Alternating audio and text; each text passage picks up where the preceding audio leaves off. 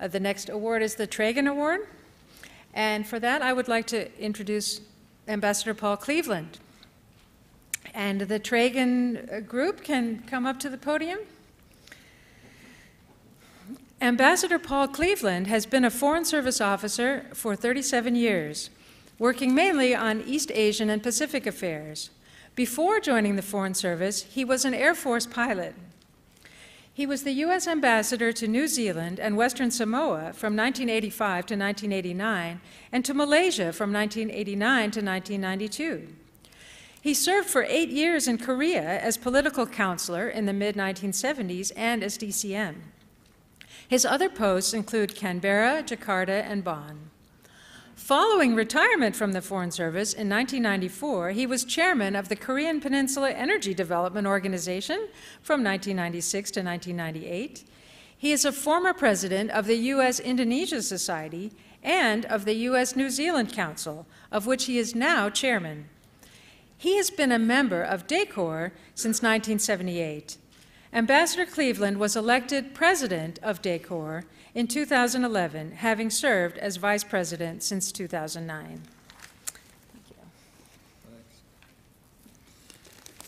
Thank you. Thank you. I'm delighted to be here.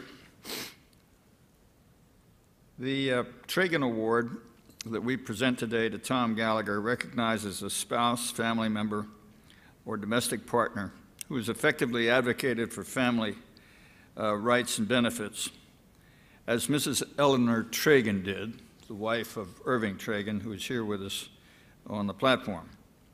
It is funded by a gift to Dacor Bacon House from retired FSO Irving Tragan. Irving told me on the way over here that if it hadn't been for his wife, he never would have made it in the Foreign Service. Every time he put his foot in it, she pulled it out.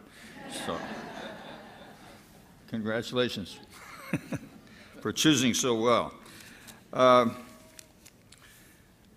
I personally, and I'm sure I speak on behalf of all of us, cannot imagine anyone more eligible for his volunteer efforts to balance the global rights and benefits and demonstrably improve the welfare of the Foreign Service community than the awardee today, Tom Gallagher. Tom not only made the first assignment of a dual couple and several other remarkable assignments when he was in personnel, he made a speech to the Gay Activist Alliance in 1973, I believe, 1973, identifying himself as gay. He was the first FSO to admit being so, he was the highest officer anywhere in the world at that time to do so. It was an extraordinarily courageous act because, as you know, at that time, the threat of expulsion from the Foreign Service was ever present. I think that he set a standard for the future, and we have proceeded upwards ever since. In speaking here in the department a few days ago to the LGBT community, the Secretary Clinton singled Tom out for his courageous action, for adding the immense talent of this community, of the LGBT community, to the Foreign Service. She noted how far we have come since Tom started the movement, declared that his example is integral to whom we are as a people and a nation. And he is led to our making acceptance of GLBT community a U.S. foreign policy priority, which we are pressing ever onward overseas and other places. As an FSO from 1957, I know personally how great Tom's action was, how much a change for the betterment of us all he contributed.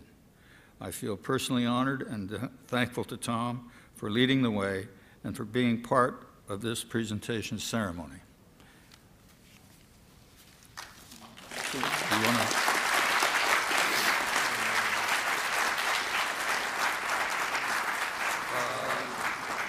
Just a minute, Tom. Okay, Let's make the presentation. good.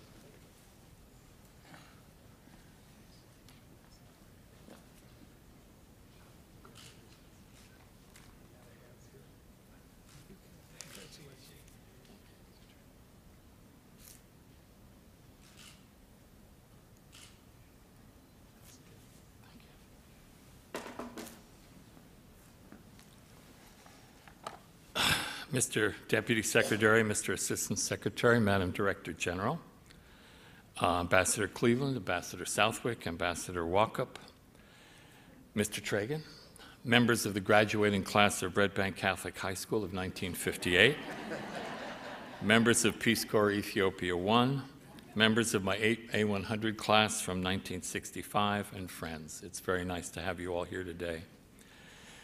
When John Kennedy shook my hand and welcomed me into the foreign affairs community as a Peace Corps volunteer in 1962, he should have fired me on the spot because I was a criminal. The only crimes more serious than my crime of being gay were murder, rape, and treason. He should have also fired me because I was insane, according to the American Psychiatric Association, and among the recommended treatments were frontal lobotomies and electroconvulsive therapy. The church of which I was a member at the time condemned me to an eternity of hellfire and damnation. Perhaps worst of all, according to the Pentagon, I didn't even exist. They did a survey during World War II which showed that there were fewer than 2,500 gay men among the 200 million Americans at the time. When I came out publicly and voluntarily in 1963, I assumed the department would fire me from what it bills as the best job in the world, a job I had wanted since 4th grade. It was a lonely and frightening experience, but somebody had to fight back, and I felt obliged to do so for my own mental health and pride. My coming out party was mentioned in the Washington Post style section, but for some reason I never got the phone call or letter ordering me out of the building. To this day, I don't know why. Perhaps it was because they reasoned that there was no point in firing someone who had already come out of the closet and therefore couldn't be blackmailed, or perhaps it was because nobody in security read the style section. I'm not sure. I do know that at the time, security bragged about firing 2 homosexuals a week from the department, and many of those who were fired on the basis of rumors were in fact heterosexuals. Can you imagine how I felt last Wednesday when GLIFA, the Organization of Gay and Lesbian Foreign Affairs Officers, celebrated its 20th anniversary in the Ben Franklin Room? The festivities began with the Washington, D.C. Gay Men's Chorus singing the Star-Spangled Banner. I cried all the way through it. But it got better. Secretary Clinton gave an amazing speech in which she supported gay rights not only within the department but throughout the world.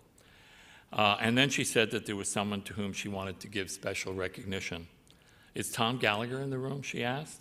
I stood while she advised the younger generation of gays never to take for granted what it took for people like Tom Gallagher to pave the way for all of you.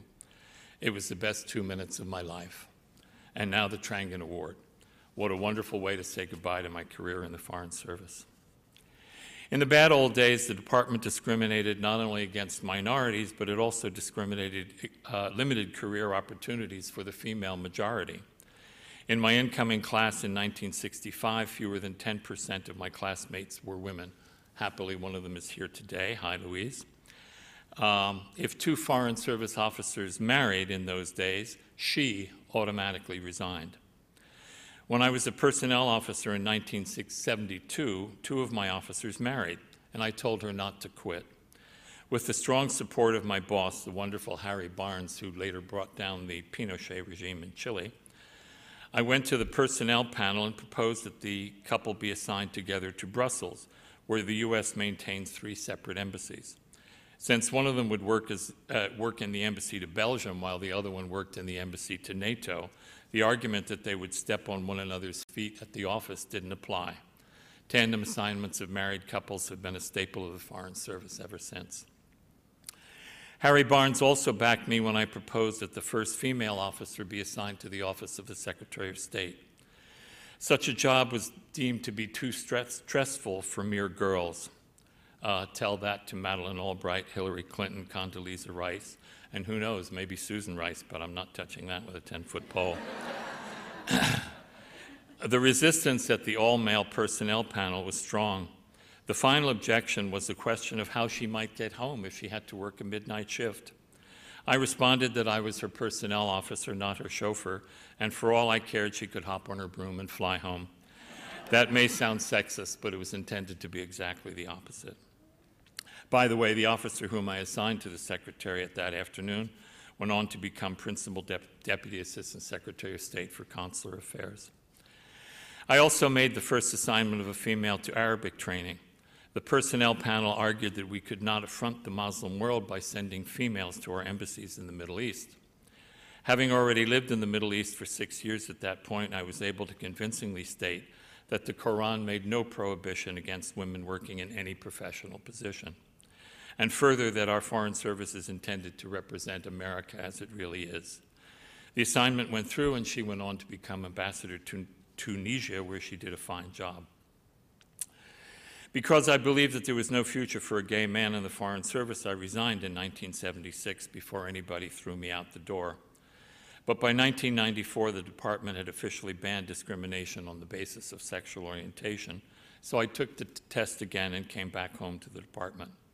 However, my appointment was delayed in the security office for 7 months. When the director of the Board of Examiners called security to find out what the delay was, he was told that one of my friends had said that I was gay, and they were wondering, very slowly and passively, whether she meant that I was a homosexual or that I was carefree and frivolous. I told him to tell her that I was all three. We still need to be careful. Thanks very much for your attention.